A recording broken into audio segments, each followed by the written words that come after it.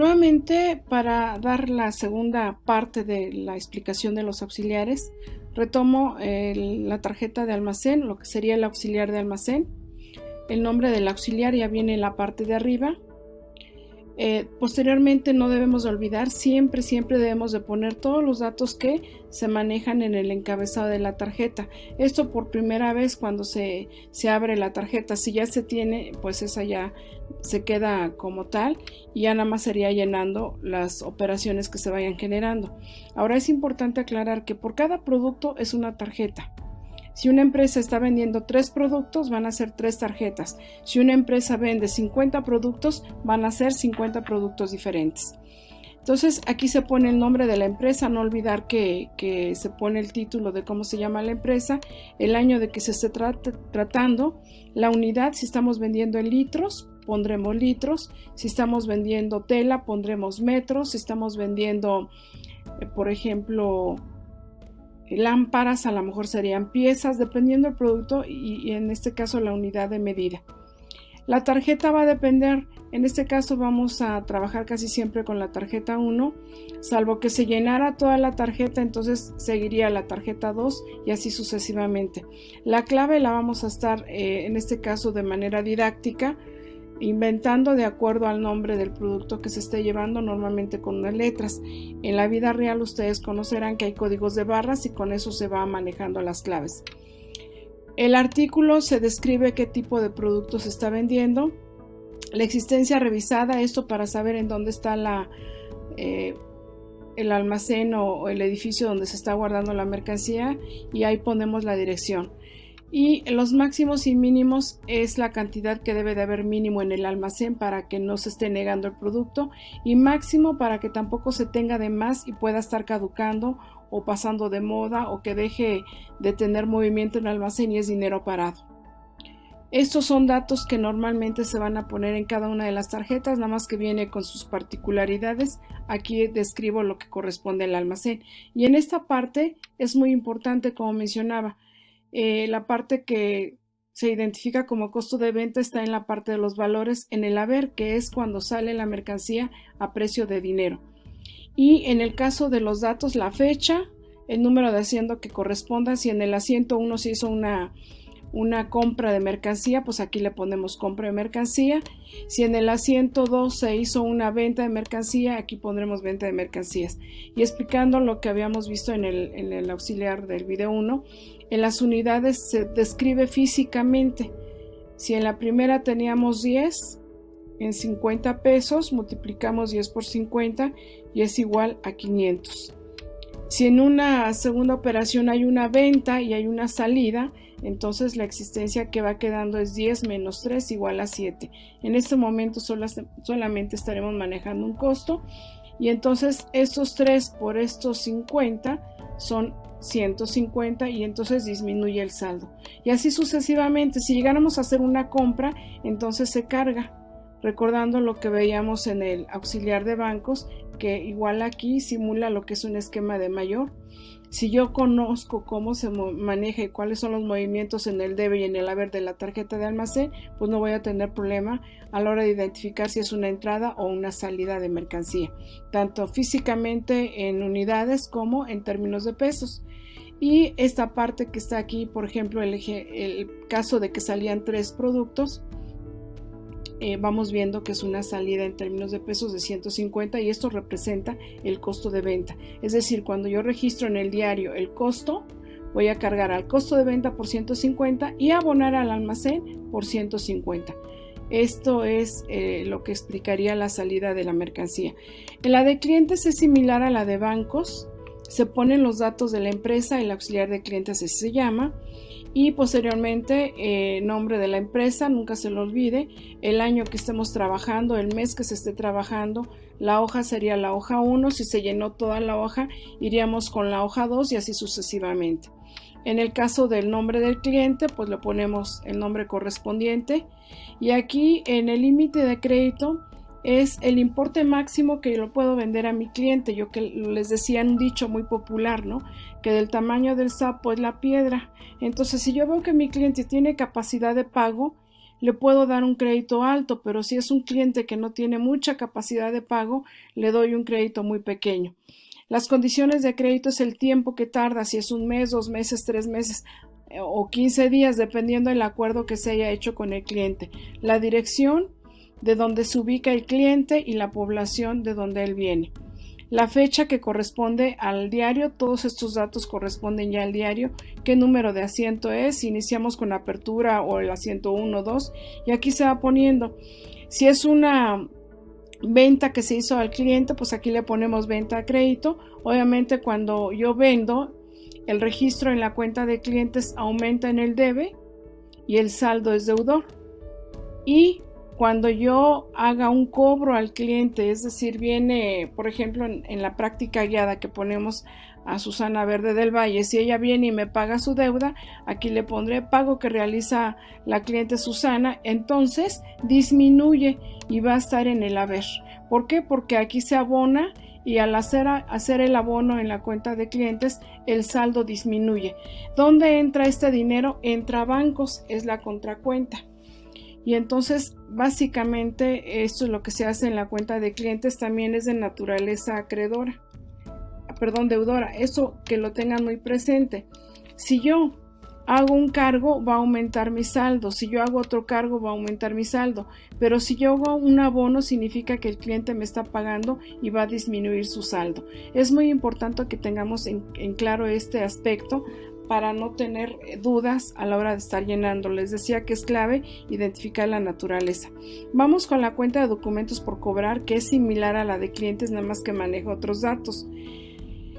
Se pone, lo de arriba casi son los mismos datos, ponemos el nombre de la empresa, el año de que se trate, el mes, en este caso vamos con febrero, la hoja número 1, si llenáramos toda la hoja iríamos con la 2 y así sucesivamente.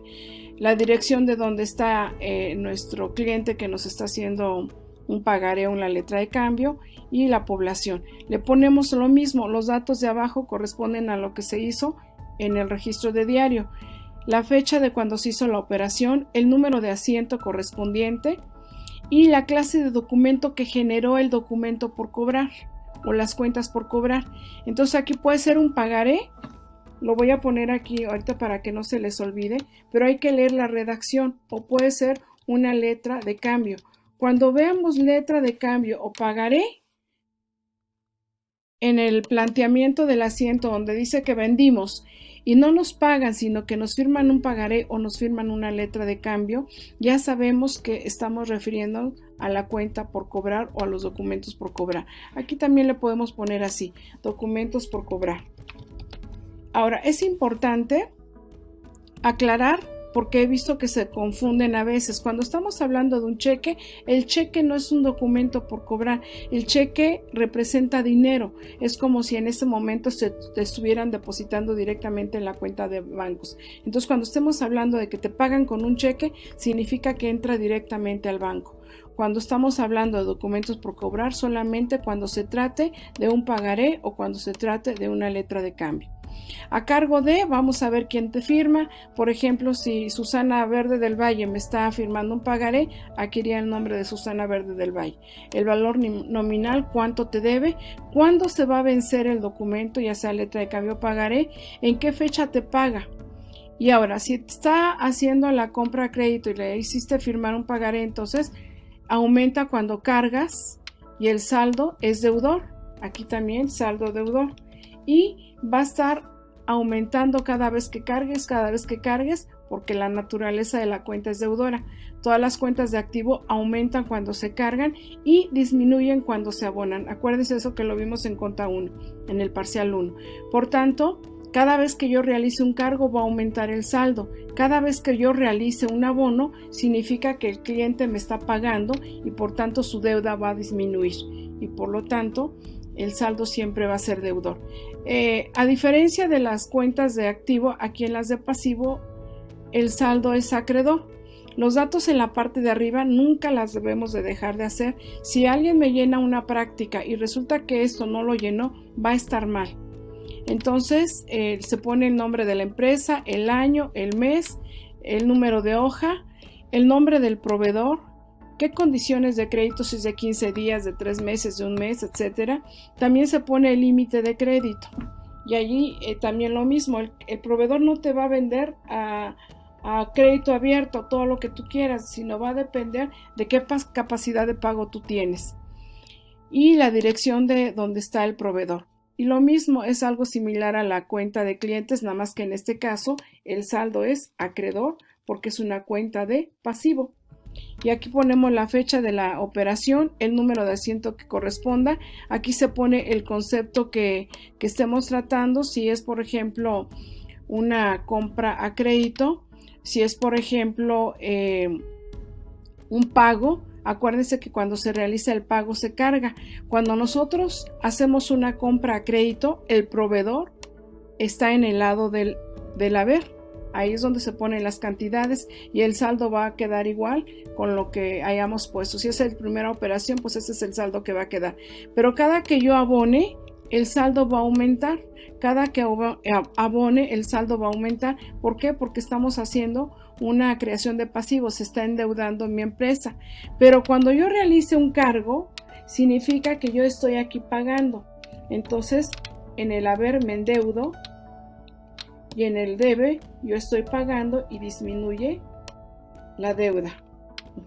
Eso lo vimos ya en los registros correspondientes de diario y lo veíamos reflejado en los esquemas de mayor. La única diferencia es que aquí vamos viendo el saldo actualizado. Cada vez que haya un abono va a aumentar el saldo y cuando haya un cargo, entonces en ese caso lo que va a suceder es que disminuye mi deuda. Lo pongo aquí y el saldo siempre, por ser cuenta de proveedores, es acreedora. El problema va a estar que si se equivocan y no identifican qué naturaleza. Va a suceder lo mismo con las cuentas por pagar. Y aquí ponemos todos los datos de la empresa como ya le vimos, el límite de crédito que se le pueda estar dando o que nos da el proveedor. En cuentas por pagar igual les estamos refiriendo a los documentos, así que lo mismo que si ponemos cuentas o documentos, pero hemos estado manejando documentos, así que lo dejamos así. Y la fecha que corresponde a la operación, el número de asiento, qué clase de documento igual, ¿va a ser un pagaré o va a ser una letra de cambio? Esos son los documentos que me generan documentos por pagar. Acuérdense, al decir que estoy pagando quiere decir que es un pasivo, por tanto el saldo también aquí es acreedor y va a tener las mismas características de la cuenta anterior. Aquí vamos a estar poniendo a favor de quién es, o sea, quién es el proveedor a quien yo le debo, cuánto le debo, en el valor nominal se pone la cantidad, aquí cuándo se vence y en otro momento en qué fecha se realiza el pago. Y lo mismo, cada que yo haga un cargo significa que estoy pagando, cada que yo haga un abono significa que me estoy endeudando. Entonces, el saldo, cuando yo hago un abono va a estar aumentando, cuando yo hago un cargo va a estar disminuyendo. Y es la misma mecánica o la misma situación que pasa con los proveedores. ¿Qué característica tienen todos los auxiliares?